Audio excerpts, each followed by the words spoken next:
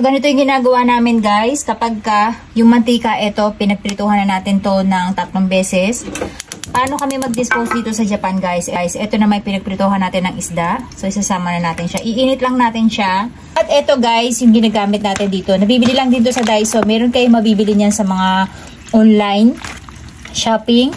At ito nga, makikita nyo, pinatigas niya, diba? So, yan yung para hindi siya kumalat dun sa basurahan at hindi magbarado ang inyong lababo. Ganito yung itsura niya. Para siyang kandila na flakes, no? Ayan, kung makikita nyo. So, yan, medyo uminit na siya. At ang gagawin lang natin, syempre, yung isang sachet na to. So, depende guys sa dami ng mantika na paggagamitan nyo. Since ito ay medyo madami, ayan, bubuhos natin tong isang sachet. Tutunawin lang din natin yan and then imimix natin.